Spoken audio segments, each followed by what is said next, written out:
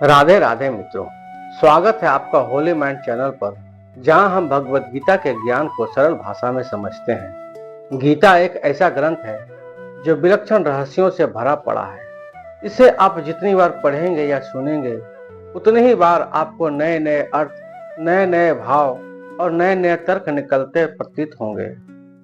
वास्तव में यह ग्रंथ सागर में गागर के समान है, जो मनुष्य की अनंत इच्छाओं, कामनाओं, आसक्तियों और चिंताओं को पल भर में शांत कर देता है। आज हम इस श्रृंखला के एपिसोड 9 में अध्याय 2 सांख्य योग का श्लोक 4 से श्लोक 8 का विश्लेषण करेंगे। तो आइए मन को शांत कर इस दिव्य संदेश से जुड़ते हैं। अध्याय 2 श्लोक 4। अर्जुन उचाव कथनम भीष्म महम संख्ये द्रोणम च मधुसूदना इसुभि प्रत्योत्स्यामि भुजार्हाव अरिसूदना। अर्थात अर्जुन ने कहा, हे शत्रुहंता, हे मधुसूदन, मैं युद्ध भूमि में किस तरह भीष्म तथा द्रोण जैसे पूजनीय व्यक्तियों पर उलटकर बाण चलाऊंगा। मित्रों, भीष्म पितामह तथा द्रोणाचार्य जैसे सम्मानीय व्यक्ति सदैव पूजनीय है। यदि वे आक्रमण भी करें तो उन पर उलटकर आक्रमण नहीं करनी चाहिए। यह समान शिष्टाचार है कि गुरुजनों से बाग्य युद्ध भी न किया जाए, तो फिर भला अर्जुन उस पर बाण कैसे छोड़ सकता था। क्या किसने कभी अपने पितामह नाना उग्रसेन या अपने आचार्य संदीपनी मुनि पर हाथ चला सकते थे। अर्जुन ने कृष्ण के समक्ष में ये ही कुछ तर्क प्रस्तुत किए। अध्याय 2 श्लोक 5। घृण हत्वा ही महानुभावान श्रेयो भोक्तुम भक्ष्यम्पि लोके हत्वार्थ कमांस तु गुरुनिहैव भुंजीय भोगान रुधिर प्रदिग्ध्यान। अर्थात ऐसे महापुरुषों को जो मेरे गुरु हैं, उन्हें मारकर जीने की अपेक्षा इस संसार में भीख मांगकर खाना अच्छा है। भले ही वे सांसारिक लाभ से इच्छुक हो, किंतु है तो गुरुजन ही। यदि उनका वध होता है तो हमारे द्वारा भोग्य प्रत्येक वस्तु उनके रक्त से सनी होगी।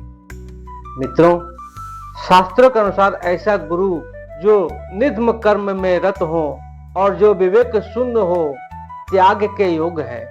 दुर्योधन से आर्थिक सहायता लेने के कारण भीष्म तथा द्रोण उनका पक्ष लेने के लिए बाध्य थे।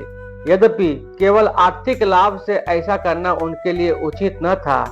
ऐसी दशा में वे आचार्यों का सम्मान खो बैठे थे, किंतु अर्जुन सोचता है कि इतने पर भी वे उसके गुरुजन हैं, अतः उनका वध करके भौतिक लाभों का भोग करने का अर्थ होगा रक्त से सने अवशेषों का भोग करना। अध्याय 2 श्लोक 6। न चैत विद्म कतरन्यो गर्यो यद्या जयेम यदि वानो अयेयु जानेव हत्या न जिजीभिषाम अस्ते अवस्थिता प्रमुखे धातराष्ट्राम।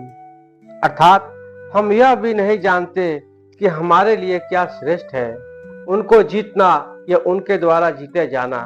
यदि हम धृतराष्ट्र के पुत्रों का वध कर देते हैं तो हमें जीवित रहने की आवश्यकता नहीं है, फिर भी युद्ध भूमि में हमारे समक्ष खड़े हैं।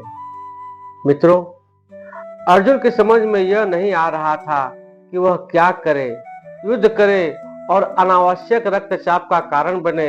यद्यपि शत्रु होने के नाते युद्ध करना उनका धर्म है, या फिर वह युद्ध से विमुख होकर भीख मांगकर जीवन यापन करे।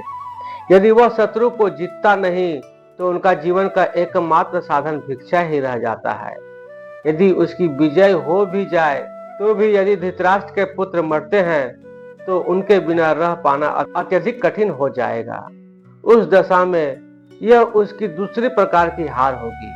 अर्जुन द्वारा व्यक्त इस प्रकार के विचार सिद्ध करते हैं कि वह न केवल भगवान का महान भक्त था, अपितु वह अत्यधिक प्रबुद्ध और अपने मन तथा इंद्रियों पर पूर्ण नियंत्रण रखने वाला था। राज परिवार में जन्म लेकर भी शिक्षा द्वारा जीवित रहने की इच्छा उसकी विरक्ति का दूसरा लक्षण है। ये सारे गुण तथा अपने आध्यात्मिक गुरु श्री कृष्ण के उपदेशों में उनकी श्रद्धा, ये सब मिलकर सूचित करते हैं कि वह सचमुच पुण्य आत्मा था। इस तरह यह निष्कर्ष निकलता है कि अर्जुन मुक्ति के सर्वथा योग्य था।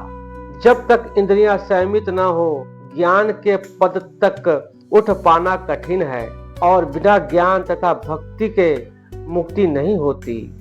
अर्जुन अपने भौतिक गुणों के अतिरिक्त इस समस्त दैविक गुणों में भी दक्ष था। अध्याय 2 श्लोक 7। कार्पण्य दोषोपहत अस्वभाव पृच्छामि त्वा धर्म समुढ़ चेता यत्र श्रेयः स्यानिश्चिन्तं ब्रूहि तन्मे शिष्यस्तेऽहं धामि माम त्वाम प्रपन्नम।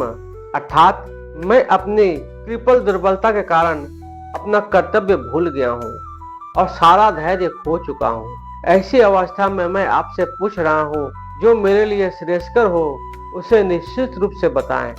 अब मैं आपका शिष्य हूँ और शरणागत हूँ, कृपया आप मुझे उपदेश दें। मित्रों, यह प्राकृतिक नियम है कि भौतिक कार्यकलाप की प्रणाली ही हर एक के लिए चिंता का कारण है।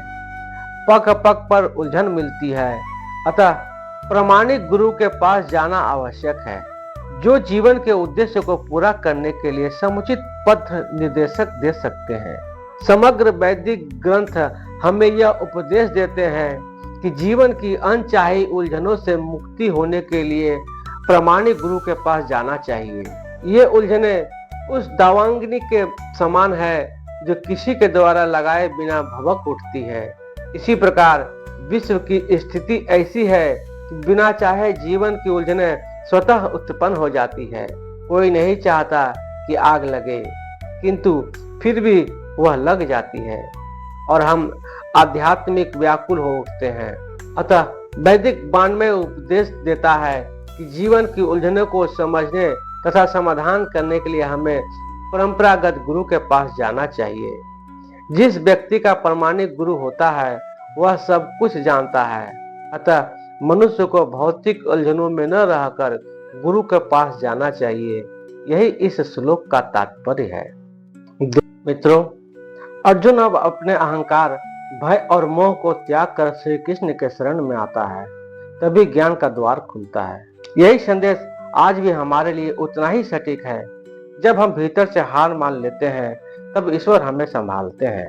अगर आपको यह ज्ञान में यात्रा पसंद आई हो तो कृपया वीडियो को लाइक करें, अपने विचार कमेंट्स में हमें अवश्य बताएं और ऐसे दिव्य ज्ञान के लिए होली माइंड चैनल को सब्सक्राइब करना न भूलें। जय श्री कृष्ण। बहुत जल्द मिलते हैं अगले वीडियो में, तब तक